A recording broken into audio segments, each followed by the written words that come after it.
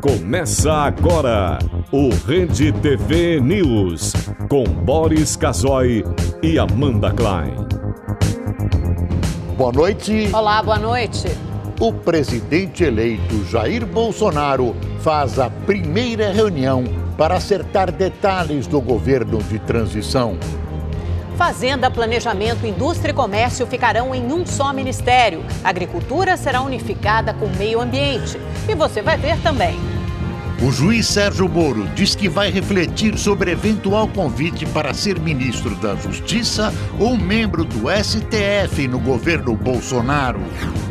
Jair Bolsonaro quer doar as sobras do que foi arrecadado durante a campanha para a Santa Casa de Juiz de Fora, em Minas Gerais. De acordo com a legislação eleitoral, o candidato não pode doar o que não gastou. Segundo o TSE, as sobras de campanha devem retornar ao partido. O presidente Donald Trump diz que vai acabar com o direito automático de cidadania aos bebês nascidos aqui nos Estados Unidos, filhos de imigrantes ilegais e de pessoas que não têm cidadania americana.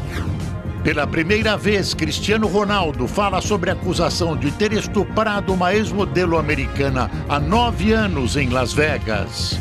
As principais notícias do Brasil e do mundo, agora no Rede TV News.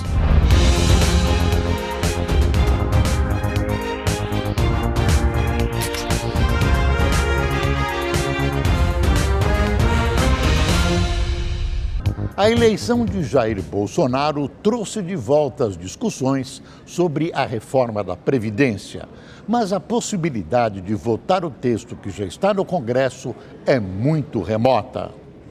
A proposta de reforma da Previdência do governo de Michel Temer está no Congresso desde dezembro de 2016 e se encontra parada na Câmara desde fevereiro deste ano, por causa da intervenção na segurança do Rio de Janeiro, o que impede a votação de mudanças na Constituição. Mas a equipe de Jair Bolsonaro já deixou claro que uma das prioridades do novo governo é alterar as regras para a aposentadoria. Nós vamos criar uma nova Previdência com regime de capitalização. Mas existe uma Previdência antiga que está aí. Então, além de um novo regime trabalhista previdenciário que nós deveremos criar para as futuras gerações, nós temos que consertar essa que está aí. A intenção do novo governo foi o suficiente para que, nos bastidores, começasse a se cogitar a possibilidade de votação do texto que já está no Congresso, ou pelo menos partes dele, para ajudar Jair Bolsonaro. Mas nem os articuladores do futuro governo parecem estar dispostos a tocar a proposta, e muito menos a quase metade dos deputados que não conseguiu ser reeleita. Não vamos ficar criando chifre na cabeça de burro, porque isso não existe. Essa reforma não prosperará. Além da dificuldade em reunir os 308 votos necessários para aprovar a reforma da Previdência, a equipe de Jair Bolsonaro pretende elaborar um novo texto, determinando a separação entre os benefícios, como o auxílio-doença e a aposentadoria. Preferimos até que essa matéria seja votada pelo novo Congresso. E os deputados, como você mesmo disse, os deputados que não se reelegeram e a casa renovou em quase 50%, pode de repente receber a pecha de ter sido uma retaliação. Os presidentes da Câmara e do Senado preferiram não se comprometer. Afinal, a proposta teria que passar por 2 votações em ambas as casas e o Congresso só tem mais 1 mês e meio de trabalho em 2018. Estou à disposição para ajudar. Agora, abrir um prazo para votação agora seria cometer o mesmo erro que nós cometemos no ano passado. A reforma da Previdência, precisa a gente ter um pouco de calma para falar sobre isso. Neste final de feira no Congresso, não vai ser fácil votar qualquer matéria importante. Mas o país precisa urgentemente dessa reforma da Previdência. Por isso, vale a pena tentar. Do jeito que está, é um dos principais fatores que podem levar o país à falência. E aproveitar o que já foi aprovado em termos de previdência no governo Temer evitaria ter que iniciar novamente um tortuoso caminho. Olha, a fusão de ministérios ligados à economia faz todo sentido até para o melhor funcionamento da máquina. Mas a junção de agricultura e meio ambiente é, no mínimo, polêmica. No Brasil, agricultores e ambientalistas estão em trincheiras opostas. Relator da Operação Lava Jato no Supremo Tribunal Federal, o ministro Edson Fachin negou o pedido da defesa do ex-presidente Lula para suspender a ação em que o petista é acusado de ter recebido propina da construtora Odebrecht. Os advogados queriam que o processo fosse paralisado até que o Comitê de Direitos Humanos da ONU decidisse se houve conduta irregular por parte do juiz Sérgio Moro. Para Fachin, a decisão do comitê não tem efeito na esfera criminal. A ação contra Lula está em fase final. É bom lembrar que a decisão favorável a Lula foi tomada apenas por 2 pessoas nesse tal Comitê de Direitos Humanos da ONU, que acho que tem 11 membros.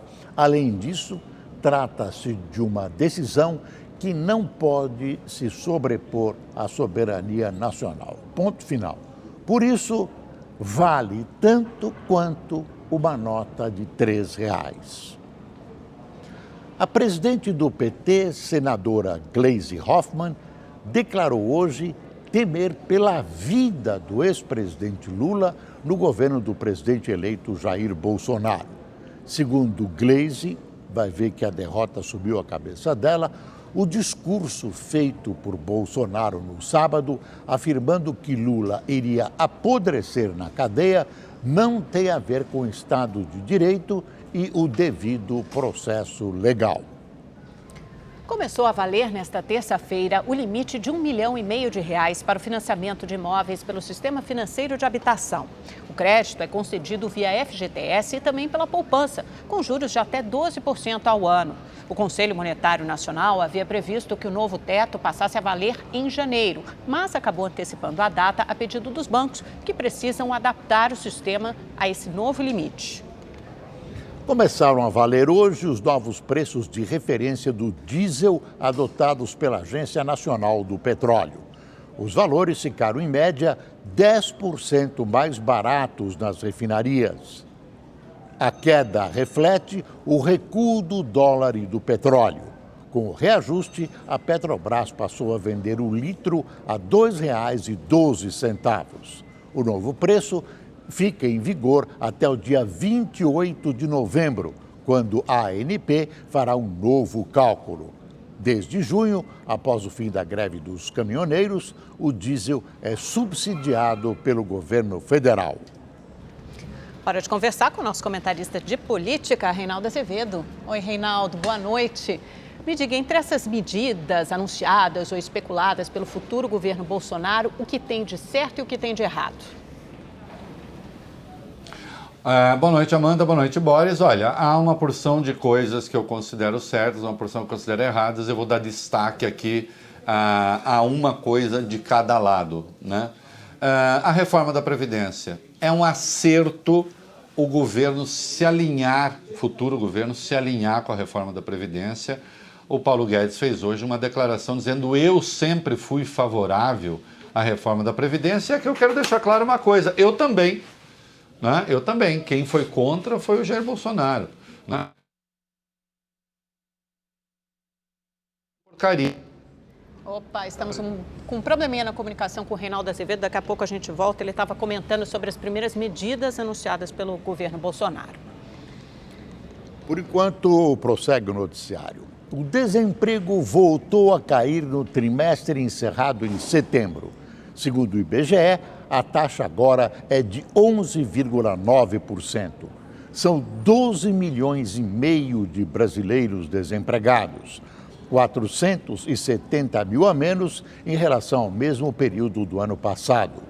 A queda foi influenciada pelo crescimento do trabalho informal e por conta própria. Também aumentou o número de pessoas que trabalham menos que 40 horas por semana e dizem querer trabalhar mais. São quase 7 milhões. É o maior resultado desde o início da série histórica em 2012.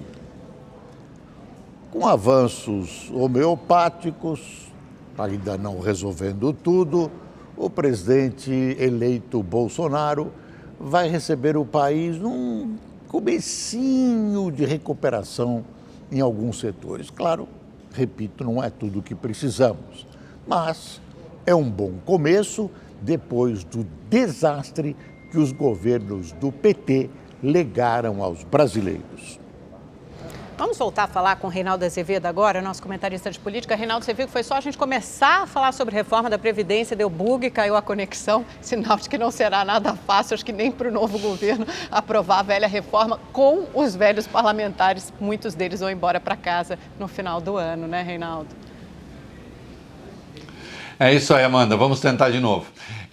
Então, eu dizia, o que há de positivo aí é a sinalização do governo Bolsonaro, do futuro governo Bolsonaro, de que vai fazer, sim, a reforma da Previdência. Lembrando sempre que isso não foi destaque na sua campanha. Presumia-se que faria a reforma da Previdência, mas, evidentemente, ele não centrou a sua campanha nisso, né? Mas ele próprio se opôs à reforma da Previdência quando o Michel Temer a apresentou. O Onyx Lorenzoni, que vai ser seu chefe da Casa Civil, foi um destacado líder contra a reforma da Previdência, que ele chamou de porcaria faz 10 dias. Né? Então não, a reforma não é uma porcaria, o Paulo Guedes está certo nesse particular, não é uma porcaria, a reforma é boa. E olhe que ainda há outras coisas a se fazer. Ontem, em várias entrevistas, o presidente eleito Jair Bolsonaro fez a defesa da reforma da Previdência e disse que pretende tentar votá-la ainda neste ano. Quem lê o meu blog hoje sabe que eu acho isso muito difícil, né? O próprio Rodrigo Maia, presidente da Câmara, disse hoje: precipitado é votar qualquer coisa sem voto, com voto nada é precipitado. Votar qualquer matéria, previdência ou não, para o futuro governo sofrer uma derrota, eu acho que é ruim para o governo que entra. E eu também acho, né? Então acho que é difícil que isso aconteça. Veja, seria desejável, mas o que há de positivo aí? Há de positivo aí a sinalização inequívoca de que o governo vai fazer, o governo eleito vai tentar fazer a reforma da Previdência, porque, insista-se, é preciso negociar isso tudo com o Congresso. Então este é um acerto, né? Um erro que pode ter consequências é convidar Sérgio Moro para o Ministério da Justiça ou já antecipar sua indicação para o Supremo Tribunal Federal. A Lava Jato não é segredo para ninguém, sempre teve conexões, depois passou a ter com a campanha Bolsonaro, ok? Agora, isto leva a uma politização da Justiça e uma politização da Lava Jato que é desinteressante. Isso é tão desinteressante que eu encerro meu comentário assim: se eu fosse petista, a esta altura estaria aplaudindo o fato de o Bolsonaro indicar o Sérgio Moro, né? E mais do que isso, de o Sérgio Moro até agora está calado a respeito. Juiz, sai dessa, volta lá para o tribunal, cuidar das coisas da justiça. É o melhor caminho para o senhor e para o governo Bolsonaro. Reinaldo, obrigado e até amanhã. O presidente eleito Jair Bolsonaro se reuniu hoje com aliados para definir a equipe de transição e discutir os nomes que vão integrar os ministérios. Entre as principais mudanças está a unificação de algumas pastas. Bolsonaro chegou à casa do empresário Paulo Marinho, na zona sul do Rio de Janeiro, no fim da manhã. O local, que funcionou como QG da campanha, sediou a primeira reunião para discutir os nomes que vão compor os ministérios. Além do vice-presidente eleito, general Hamilton Mourão, o encontro teve a presença de futuros ministros. O economista Paulo Guedes, já indicado para a área econômica, e o deputado federal Onyx Lorenzoni, que ficará à frente da Casa Civil.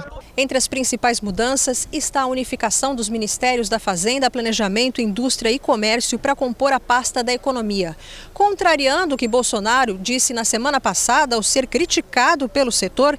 Meio Ambiente e Agricultura irão se fundir. Deveremos ter entre 15 e 16 ministérios, a um processo de definição por parte do presidente em relação a uma área muito importante. E esta definição ocorrerá na quinta ou na sexta-feira, para permitir que na segunda-feira a gente já tenha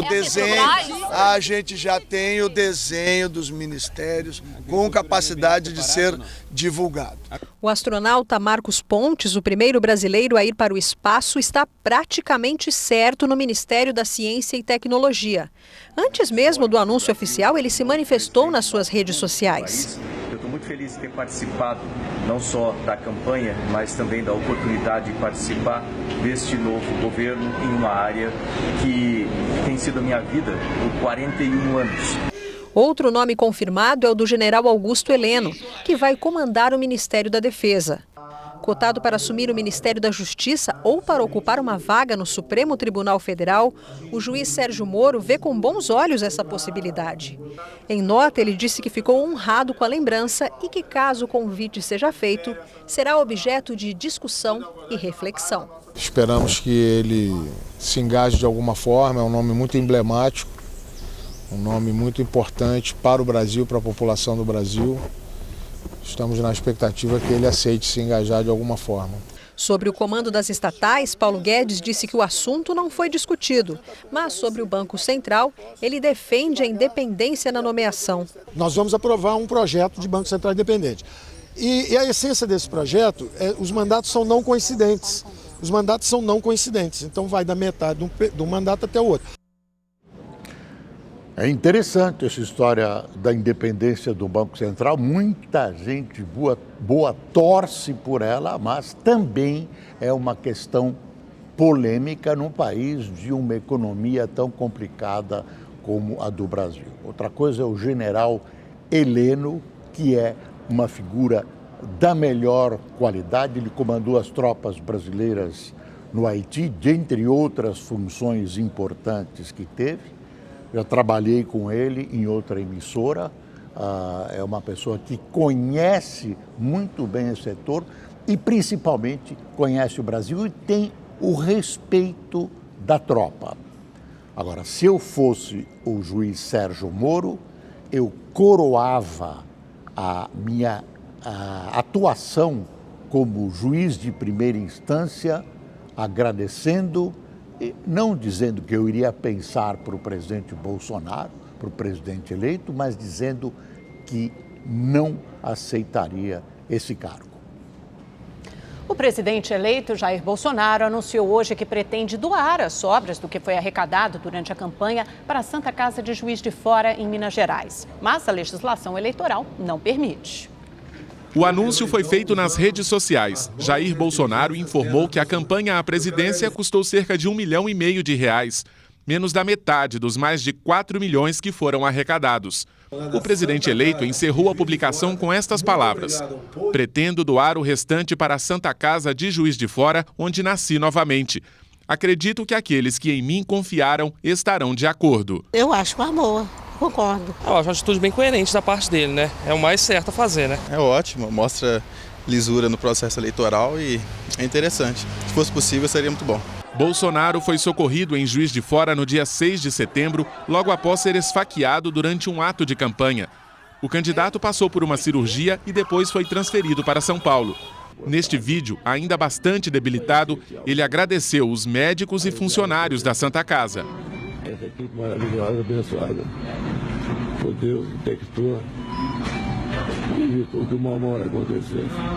De acordo com a legislação eleitoral, o candidato não pode doar o que não gastou. Segundo o TSE, as sobras de campanha devem retornar ao partido. O comprovante de transferência tem que ser encaminhado à Justiça Eleitoral junto com a prestação de contas. Segundo este advogado, especialista em direito eleitoral, nem mesmo o partido poderia fazer a doação. Há um risco grande do Tribunal Superior Eleitoral entender que houve um desvirtuamento do gasto partidário. Da mesma forma que o candidato tem limites para gasto, o partido também deve aplicar os recursos partidários também na despesas, né, de outros candidatos, podem ser aplicados, mas principalmente nas próprias despesas do partido e das fundações partidárias. Antigamente, sobras de campanha forravam bolsos de políticos muito importantes. A polícia de Mogi das Cruzes, na Grande São Paulo, está atrás de pistas que levem ao assassino da jovem Rayane. O repórter Ed Polo continua acompanhando esse caso e tem mais informações. Boa noite, Ed. Boa noite, Boris. Boa noite, Amanda. Boa noite a todos. Eu acabei de receber a informação, Boris Casoy e Amanda Klein, de que a polícia chegou até o principal suspeito pela morte da garota. Ele está sendo conduzido nesse momento para a delegacia de Mogi das Cruzes, na delegacia de homicídio, onde o caso foi registrado.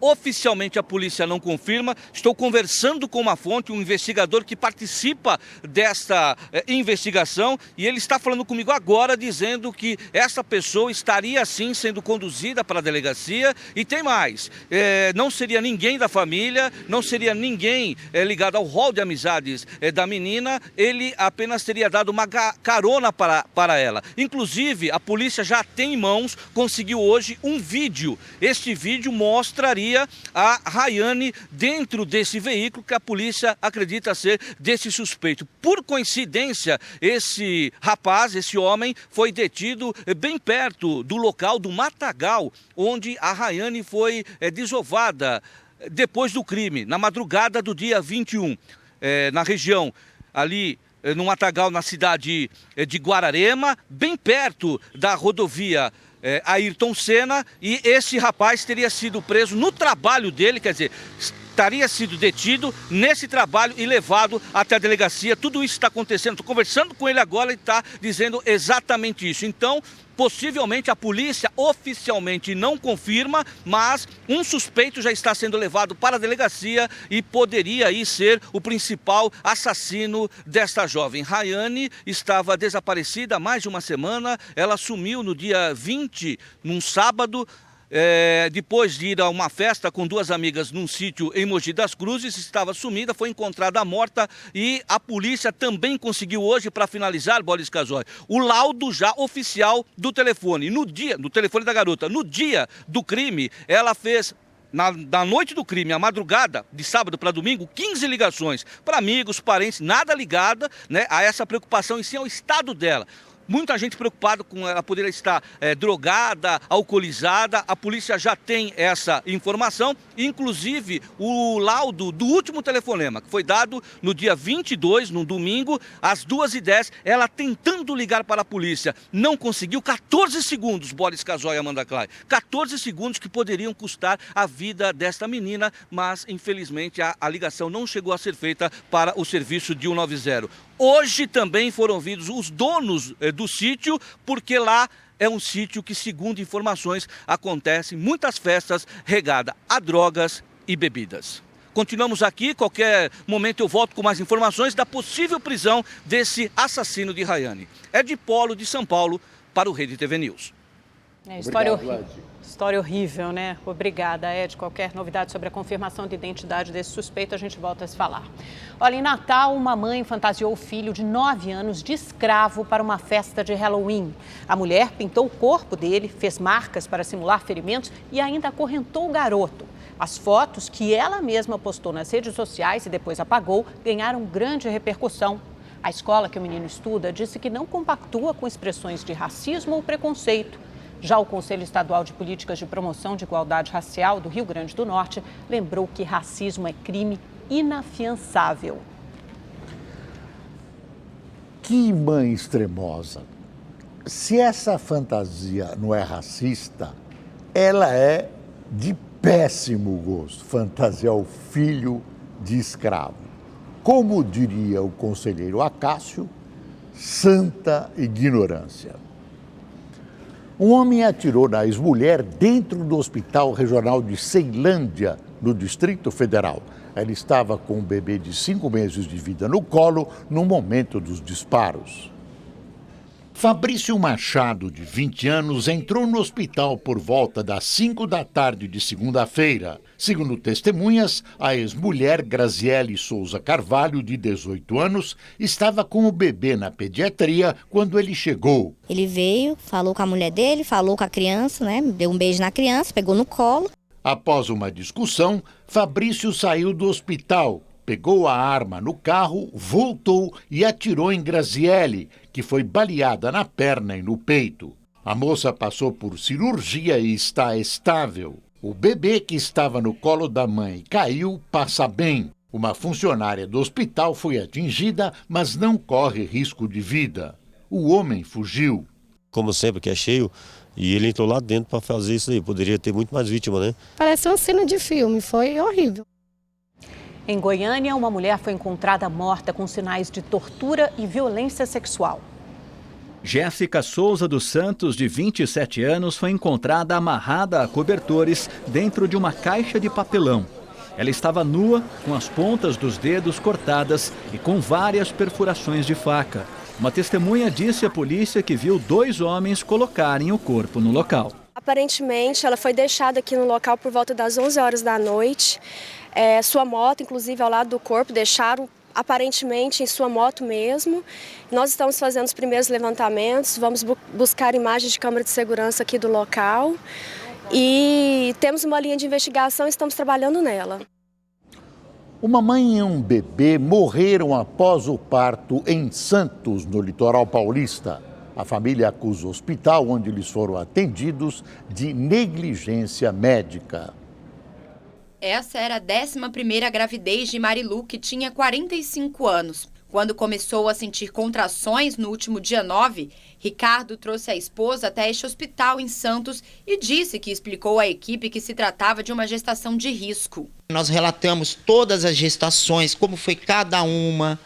Relatamos que o penúltimo nosso foi até onde nós morávamos no interior de São Paulo, na época, foi virada de ano. Ela teve um descolamento de placenta. Colocaram minha esposa numa sala de pré-parto. Veio uma enfermeira. Colocou um sorinho na minha esposa. A médica não apareceu. E minha esposa lá com contrações. Foram mais de 2 horas de espera. Já com hemorragia, Marilu foi encaminhada à sala de parto. Minha esposa lavou a maca de sangue. Lavou de sangue. Eu corri. Abri a porta para pedir socorro de novo. Nisso ela vinha vindo com uma outra médica mais atrás, passando os plantões.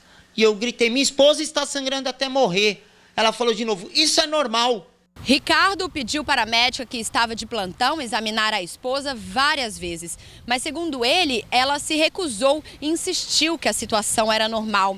Quando finalmente uma outra equipe médica atendeu Marilu, a mulher conseguiu dar à luz. Por causa da hemorragia, ela foi encaminhada para a UTI, mas já era tarde demais. O bebê morreu logo após o nascimento. Horas depois, a comerciante teve uma hemorragia interna e também não resistiu. Para o advogado da família, há indícios de falha médica. Era para que eles estivessem vivos. Não era para haver ocasionado, né, o fato morte na mãe e no filho. Houve falha médica. E o hospital tem que ter responsabilidade objetiva sobre essa situação. Eu não estou enterrando 2 corpos. Ali está entrando 3. E meu filho perguntou, mas quem, pai? O seu pai. Eu estou morto a partir de hoje, junto com a tua mãe. Em nota, a Secretaria Municipal da Saúde afirmou que está acompanhando o caso. Disse ainda que exigiu do Instituto Social Hospital Alemão Oswaldo Cruz a apuração contundente das mortes e de eventuais responsabilidades. No Espírito Santo, festas de baile funk clandestinas estão se espalhando por vários bairros da Grande Vitória. Conhecida como Baile do Mandela, as festas são regadas a sexo, drogas e armas de fogo.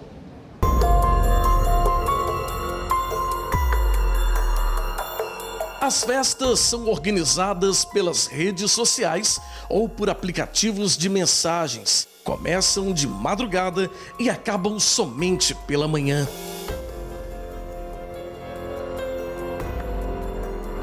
Nas imagens das câmeras de segurança, é possível ver a presença de traficantes que exibem armamento pesado. O uso de drogas é liberado e a trilha sonora é com os famosos proibidões, que tem letras que desafiam a polícia e fazem apologia ao crime. Destrava os fura em cima da viatura. Destrava. As festas surgiram no Rio de Janeiro, mas rapidamente foram se espalhando pelo Brasil.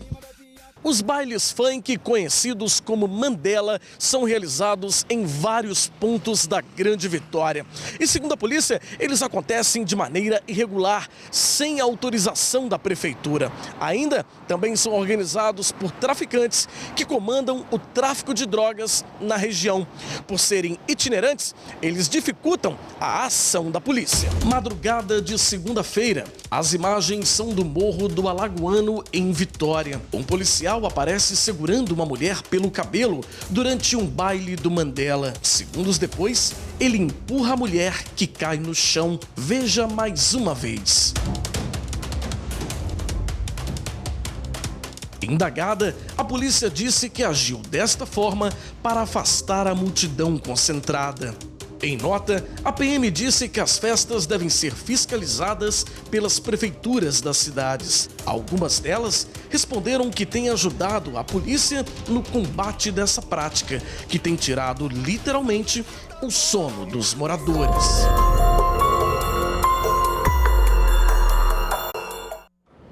No Rio de Janeiro, o intenso tiroteio na Vila Kennedy, na Zona Oeste, assustou moradores e motoristas que passavam pela Avenida Brasil, uma importante via expressa da cidade. Muitos motoristas saíram dos veículos e ficaram abaixados atrás dos carros para se proteger. Alguns tentaram retornar na contramão. De acordo com a Polícia Militar, houve confronto com criminosos ao impedir uma tentativa de assalto a um motorista. Um policial militar ficou ferido sem gravidade. O incêndio destruiu uma feira de artesanatos na orla de João Pessoa. Segundo a polícia, 2 adolescentes invadiram o local para roubar e colocaram fogo em alguns objetos para iluminar o galpão. Todas as lojas foram destruídas. Os ladrões, de 15 e 16 anos, foram apreendidos quando tentavam fugir pelo mar. Um estudo da Organização Mundial da Saúde aponta as consequências que a má qualidade do ar traz para as crianças. Cerca de 543 mil morrem todos os anos no mundo por doenças agravadas pela poluição. Só que no Brasil, 633 menores de 5 anos perdem a vida por causa do problema. São Paulo é uma das cidades brasileiras que mais despeja poluição no ar. Um dos piores poluentes é essa fumaça que sai dos escapamentos. Boa parte dessas micropartículas vai parar nos pulmões de quem vive por aqui. Mas isso não é exclusividade de São Paulo. No mundo, existem vários tipos de poluentes e todos afetam a saúde, principalmente das crianças. Um estudo da Organização Mundial de Saúde diz que o impacto da poluição do ar na saúde das crianças é devastador. 93% delas, ou 1 bilhão e 800 milhões de crianças, respiram ar poluído.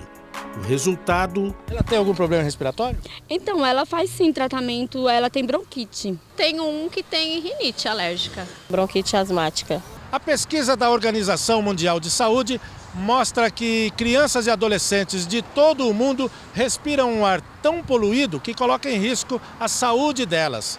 Partículas tóxicas emitidas pelos carros provocam ou agravam problemas respiratórios que, em muitos casos, levam à morte. Caterine tem 8 anos. Uma bronquite asmática persegue ela desde quando tinha 2. Quando a crise ataca, tem que correr para o médico. E tem mais. Em casa, o cuidado é redobrado. A troca dos lençóis são frequentes. A higiene do quarto também. Umidificar o ar. A gente sempre tem aqueles vaporizadores por perto. Inalação.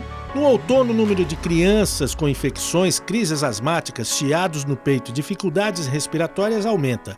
É o que diz essa pediatra. E os problemas começam mais cedo do que se imagina. Já no útero você tem toda essa influência de poluição. Então você vai ter partículas que são inaladas pela mãe e que já penetram pela placenta e agem diretamente no feto. Quer dizer, já estão tendo uma influência direta nesse pulmão e não só no pulmão, em outros órgãos também. Para ela, a solução está muito longe das mãos só dos pais e médicos. Mas é muito importante que se mude a política pública em relação ao uso de combustíveis fósseis, queimar combustíveis fósseis, não dá mais. O governo da Indonésia anunciou que vai inspecionar todos os aviões do modelo da aeronave que caiu em Jakarta, com 189 pessoas a bordo. Segundo o ministro dos Transportes, todos os aviões modelo Boeing 737 MAX que operam no país serão avaliados, mas poderão seguir voando durante as inspeções. Hoje, as equipes de resgate encontraram mais partes de corpos de vítimas, mas até o momento ninguém foi identificado. A esperança de encontrar sobreviventes é cada vez menor. O presidente da Indonésia, Joko Widodo, visitou a região e determinou a continuidade das buscas mesmo durante a noite. O Boeing da companhia Lion Air caiu na manhã de ontem, minutos depois de decolar em Jacarta. Nos Estados Unidos, o presidente Donald Trump afirmou que vai acabar com o direito automático de cidadania aos bebês nascidos no país que são filhos de imigrantes ilegais e de pessoas que não têm cidadania americana. Os detalhes com o correspondente do Rede TV News em Los Angeles, Fábio Borges. A polêmica declaração do chefe da Casa Branca foi feita durante uma entrevista exibida nesta terça-feira. Somos o único país do mundo onde a pessoa entra, tem um bebê e o bebê é essencialmente um cidadão dos Estados Unidos, com todos os benefícios. Isso é ridículo e tem que acabar. A afirmação de Donald Trump bate de frente com a 14ª emenda da Constituição do país, que garante que todas as pessoas nascidas ou naturalizadas nos Estados Unidos sejam cidadãos americanos. Para mudar a emenda, o presidente precisaria da aprovação de 2/3 do Congresso americano. Mas Trump acredita que poderia impor seu plano por meio de uma ordem executiva, algo parecido com a nossa medida provisória. A publicação do texto, no entanto, seria questionada na Justiça. A ameaça de Donald Trump é vista como mais uma manobra para polarizar o debate sobre as leis de imigração dos Estados Unidos. Isso há poucos dias das eleições legislativas do país, marcadas para a próxima terça-feira. Para Trump, imigrantes ilegais são uma ameaça nacional.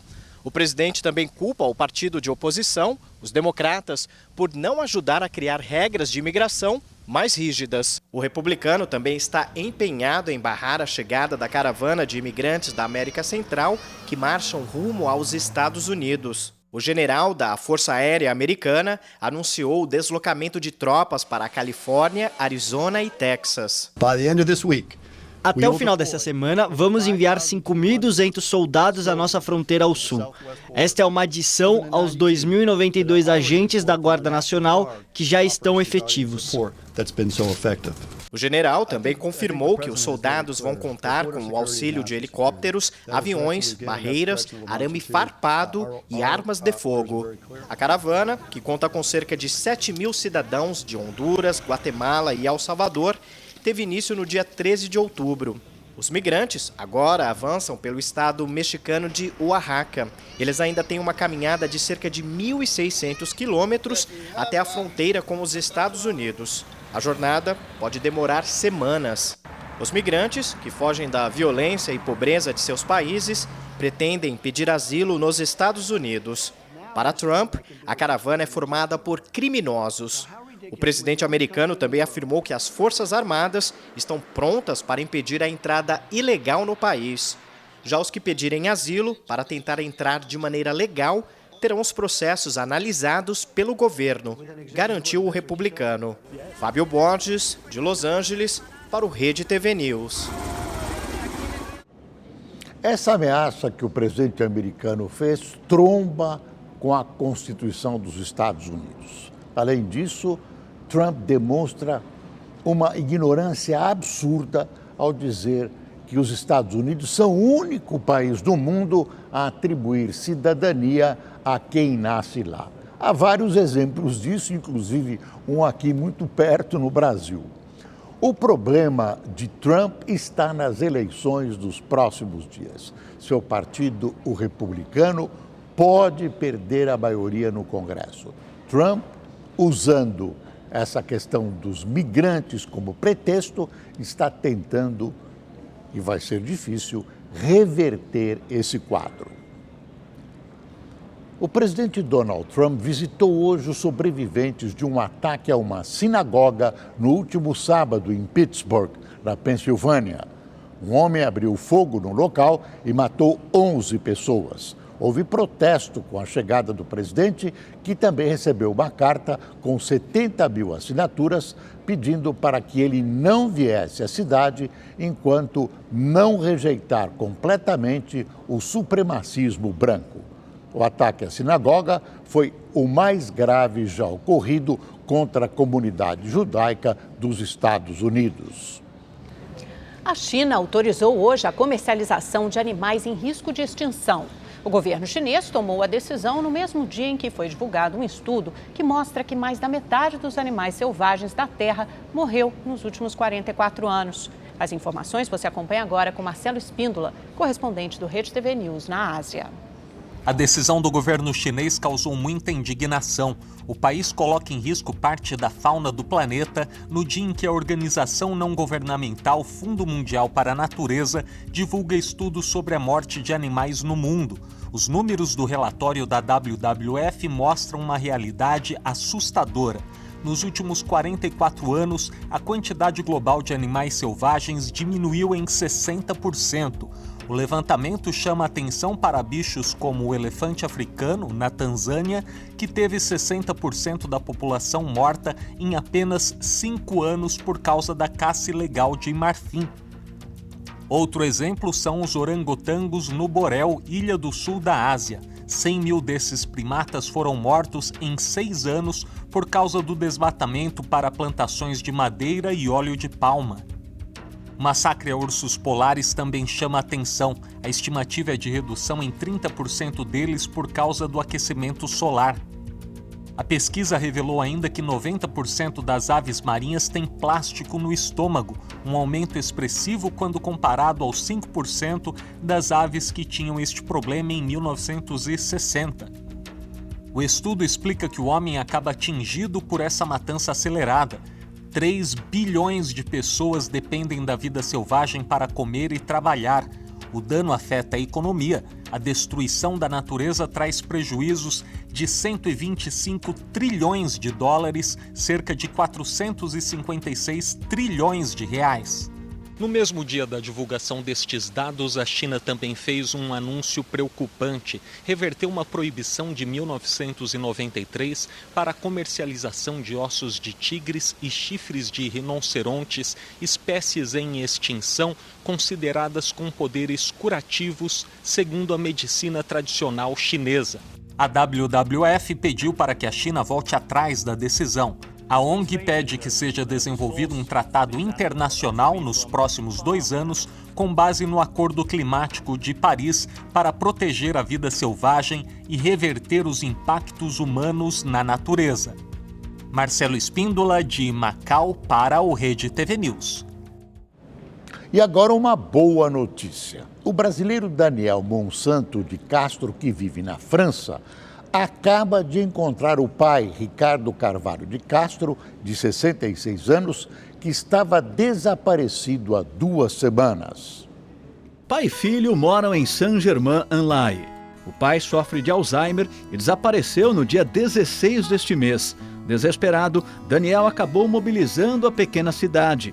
Ele espalhou cartazes pelas ruas e ligou para hospitais e necrotérios. Na França, há 7 anos, o guia turístico decidiu trazer o pai há 5 meses do Rio de Janeiro. Ele explicou que Ricardo Carvalho se perdeu e foi se distanciando. O pai não soube pedir ajuda e acabou num hospital a 75 quilômetros da cidade em que moram.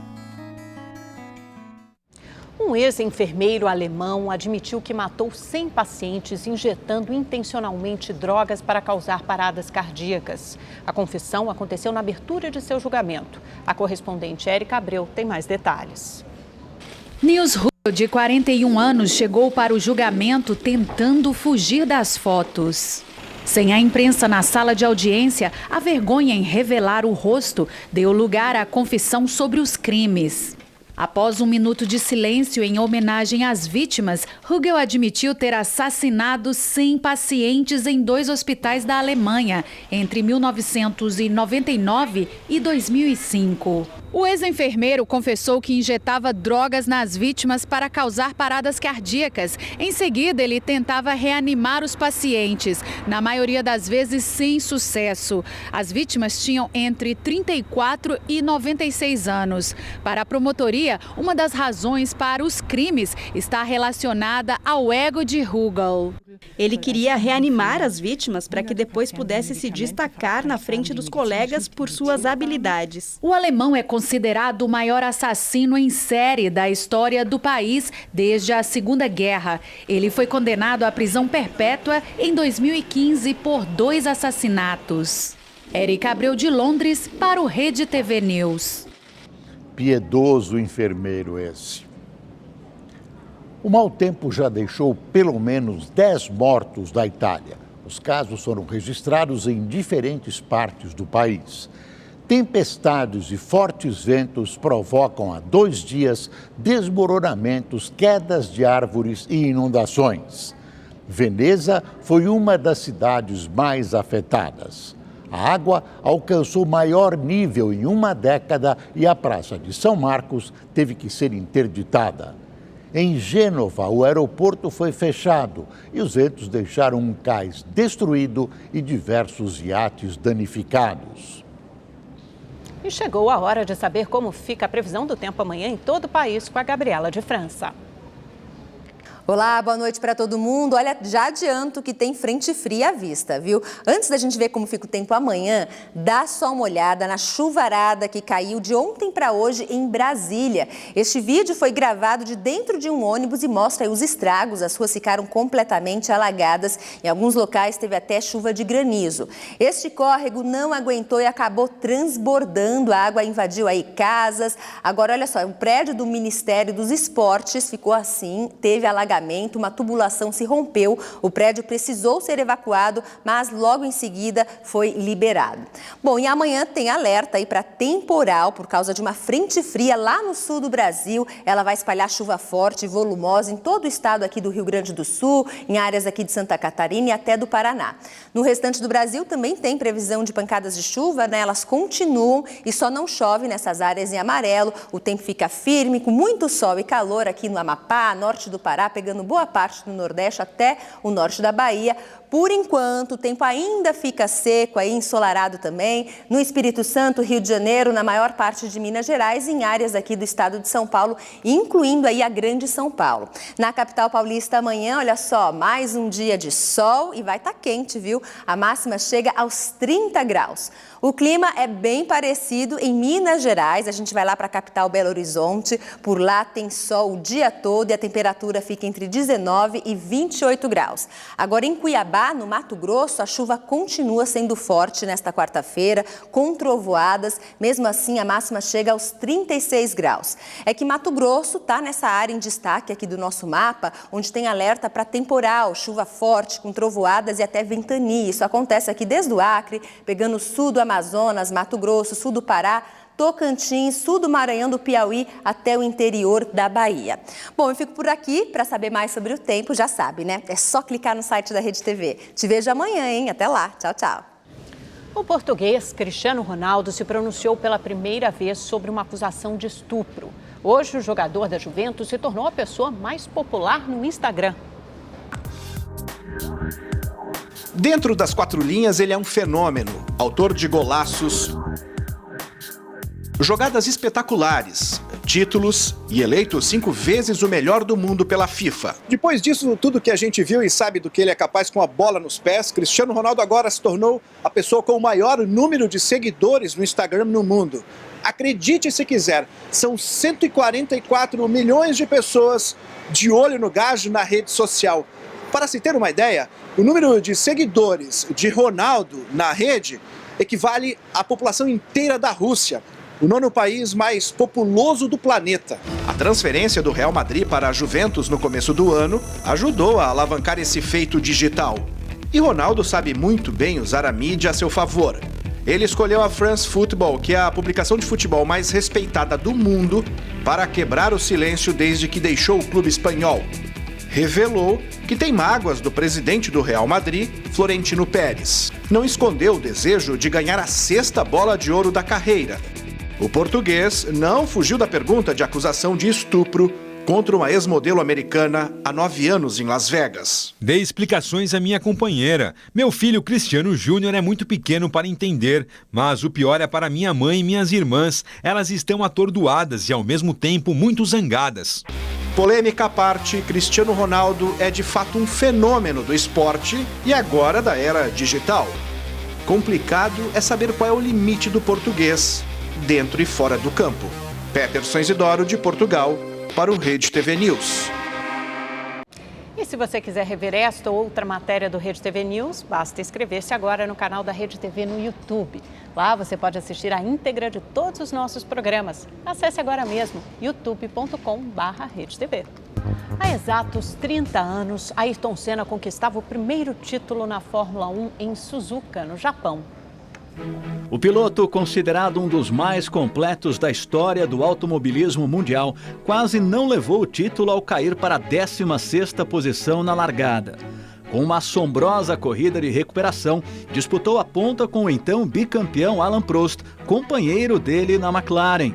O francês poderia sagrar-se tri naquela corrida também, já que o regulamento da época permitia descartes dos piores resultados na temporada.